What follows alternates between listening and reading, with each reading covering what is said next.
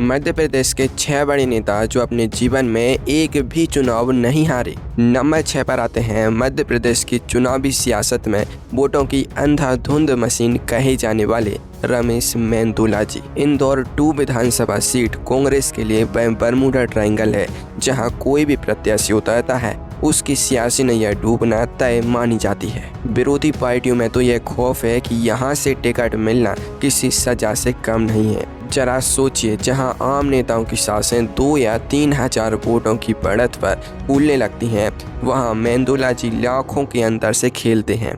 साल 2018 का वह भयानक दौर याद कीजिए, जब पूरे मध्य प्रदेश में बदलाव की आंधी चल रही थी। मालवा में भाजपा के बड़े बड़े छत्रप अपनी सीटें गंवा रहे थे। उस कठिन दौर में भी मेंदोला जी ने 71,000 से ज्यादा वोटों का पहाड़ खड़ा करके कांग्रेसियों के पसीने छोड़ा दिए थे। इसके बाद साल 2023 में तो इन्होंने सारे रिकॉर्ड तोड़ते हुए 1,07,000 से ज्यादा वोटों की ऐतिहासिक जीत दर्ज की। मध्य प्रदेश के चुनावी इतिहास में इतना बड़ा जीत का अंतर आज तक कोई दूसरा नेता नहीं छू पाया है। राजनीति का सीधा नियम है कि हर 5 साल में सत्ता विरोधी लहर पैदा होती है, लेकिन मेंदोला जी के मामले में यह नियम पूरी तरह उल्टा बैठता है। यहाँ हर चुनाव में जीत का फासला घटने के बजाय 2 गुना हो जाता है।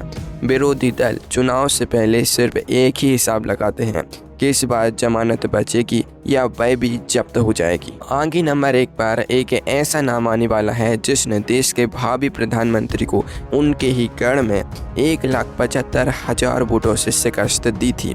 लेकिन पहले बात करते हैं राजघराने के उस चेहरे की जो चंबल में कभी नहीं हारा। नंबर 5 पर आती हैं चंबल के बीहड़ों और शिवपुरी की पथरीली जमीन पर एक छत्र राज करने वाली यशोधरा राजे सिंधिया जी। चंबल ग्वालियर अंचल की राजनीति कोई बच्चों का खेल नहीं है।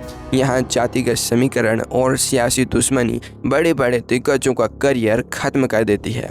लेकिन यशोधरा राजे जी का रिकॉर्ड आज तक 100% बेदाग और अजय रहा है। वे कुल 6 बार सीधे चुनावी रण में उतरी, जिसमें 4 बार विधानसभा और 2 बार लोकसभा का चुनाव शामिल है। हर बार जनता ने विरोधियों की झोली में सिर्फ मायूसी डाली। साल 2019 का वह चर्चित लोकसभा चुनाव सबको याद होगा, जब उनके अपने भतीजे ज्योतिरादित्य सिंधिया जी अपनी पुश्तैनी गुना सीट हार गए थे। चंबल में सिंधिया परिवार का वह सबसे बड़ा सियासी झटका था। लेकिन इस बवंडर के बीच भी यशोधरा राजे जी की शिवपुरी सीट पर कोई आंच नहीं आई।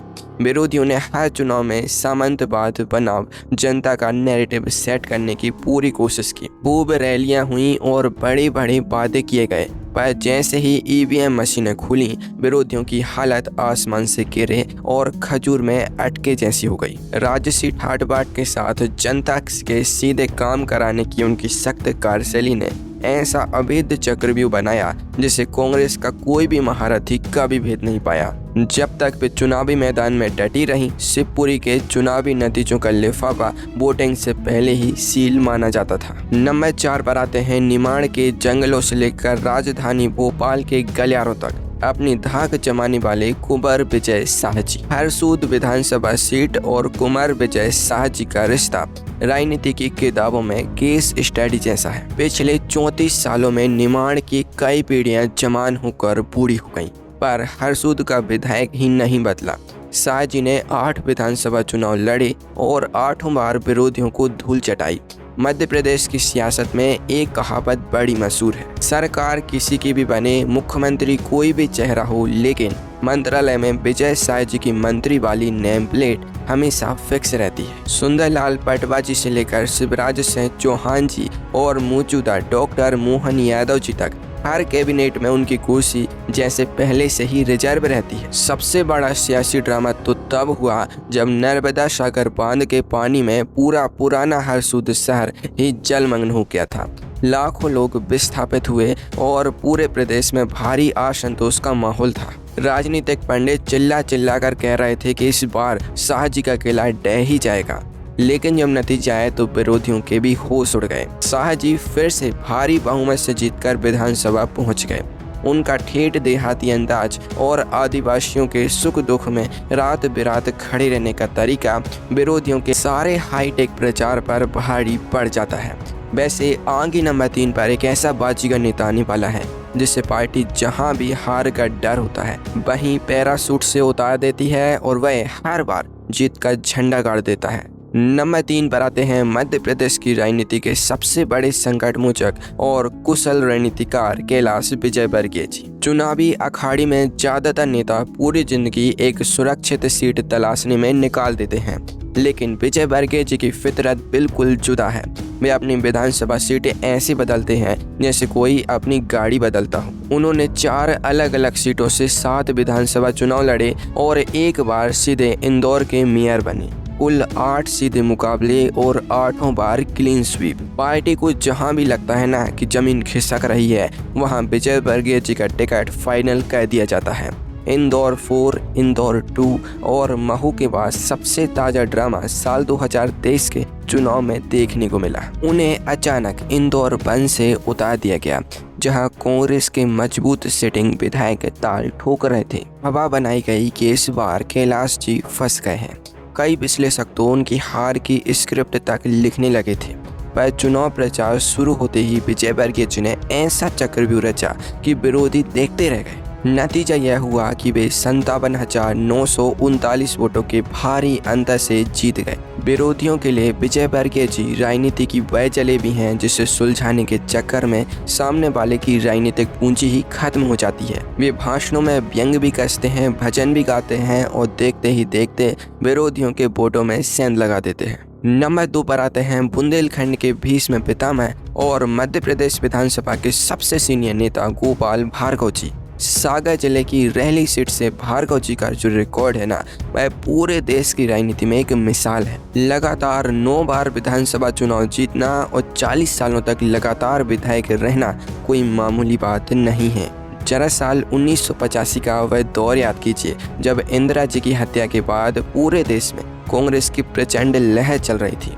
उस सहानुभूति की आंधी में बड़े बड़े धुरंधर उड़ गए थे, लेकिन उस भयानक दौर में भी गोपाल भार्गव जी ने पहली बार रहली में भाजपा का झंडा गाड़ दिया था। तब से लेकर आज तक रहली में कांग्रेस ने जितने भी प्रत्याशी बदले, उतने तो शायद किसी बल्लेबाज ने टेस्ट मैच में बल्ले नहीं बदले होंगे। हालत यह हो गई है कि रहली में कांग्रेस का टिकट पाने वाले नेता को बधाई देने के बजाय लोग सांत्वना देने पहुंच जाते हैं। भार्गव जी का जनता से जुड़ाव इतना तगड़ा है कि वहां के लोग उन्हें नेता नहीं बल्कि अपने घर का मुखिया मानते हैं। हजारों गरीब बेटियों का कन्यादान कराना हो या थाने कचहरी में आम आदमी के साथ खड़े होना, भार्गव जी ने कभी राजनीति को दफ्तरों में बंद नहीं होने दिया।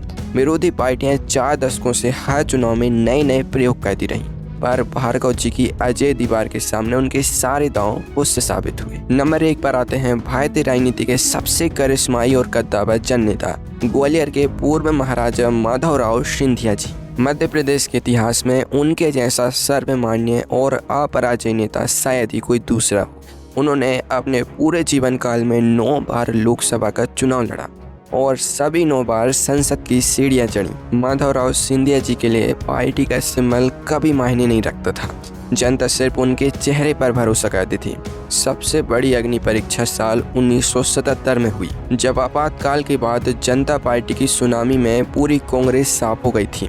उस भयंकर आंधी में सिंधिया जी किसी पार्टी से नहीं बल्कि निर्दलीय चुनाव लड़े और गुना से ऐतिहासिक जीत दर्ज की। लेकिन असली सियासी भूचाल आया साल 1984 के चुनाव में। ग्वालियर सीट पर देश के सबसे बड़े और लोकप्रिय नेता अटल बिहारी वाजपेयी जी मैदान में खड़े थे। पूरा देश इस मुकाबले को सांसें रोककर देख रहा था, लेकिन जब बक्से खोले तो माधवराव सिंधिया जी ने वाजपेयी जी को 1,75,000 से भी ज्यादा वोटों की विशाल अंतर से हरा दिया। इतना ही नहीं, जब साल 1996 में हवाला कांड के चलते कांग्रेस ने उनका टिकट काटा तो उन्होंने अपनी नई पार्टी बनाई और कांग्रेस तथा भाजपा दोनों को एक साथ धूल चटा दी। वे जब तक जिए, मध्य प्रदेश की जनता ने उन्हें कभी हार का मुंह नहीं देखने दिया और यही वजह है कि वे भारतीय राजनीति के सबसे बड़े अजय योद्धा बने।